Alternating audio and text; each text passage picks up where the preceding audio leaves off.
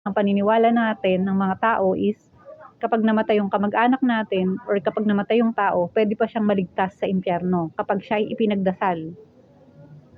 So, Hebrews 9:27, kapag namatay ang tao, pagkatapos nito ay paghuhukom. Dalawa lang pupuntahan, langit or impyerno lang, wala pong purgatorio. Kasi ang chance ng tao para magbagong buhay, para mapunta sa langit ay habang buhay pa siya. So, pinalabas ni Satanas ang purgatorio, itinantak niya sa isip ng tao ang purgatorio para hindi magpakumbaba sa Diyos, para ang tao ay malinlang, para ang tao ay isipin niya na maliligtas pa rin siya kahit namatay na siya, para ang tao ay hindi magbagong buhay. Alam niyo kung paano mag-uumpisa ang kaligtasan mo habang nabubuhay ka.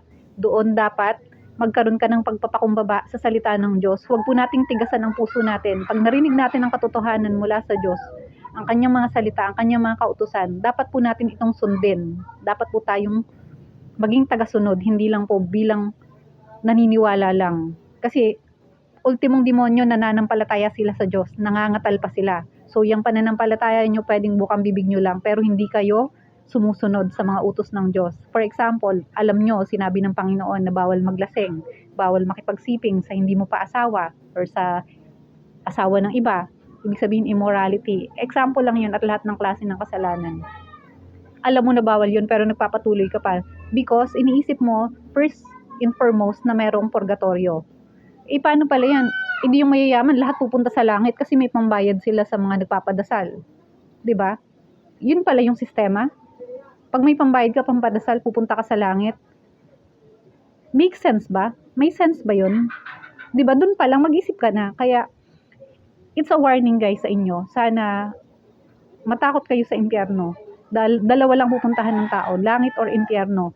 At mapupunta ka lang sa langit kung ikaw ay nagpakumbaba sa Diyos. Kung ikaw ay nagsisi sa kasalanan mo, tinanggap mo ang Panginoong Hesus bilang iyong Panginoon at tagapagligtas. Ibig sabihin ng Panginoon, siya na ang masusunod sa buhay mo, hindi ikaw. Ititigil mo na yung lahat ng masasamang gawain na ginagawa mo. Tatanggalin mo na yung katigasan ng puso mo. Uulitin ko, wala pong purgatorio. Ipapahamak kayo ng ganyang kaisipan. Ako po ay dumaan sa bingit ng kamatayan at lahat ng klase na pwedeng maranasan sa impyerno ay halos naranasan ko. Yun ang katotohanan. Paglalaruan kayo doon ng mga masasamang espiritu. Once na nasa Hades na kayo, torture na ang mararanasan nyo doon. Wala nang bawian. Hindi na kayo makakaalis doon. Hindi na po kayo mababayaran yung kaluluwa nyo. Hindi na madadala ng panalangin ng iba. So, mag-isip ka na. Hindi pa huli ang lahat, buhay ka pa, napanood mo pa tong video na to. Magbasa ka ng Bible para makilala mo ang Diyos.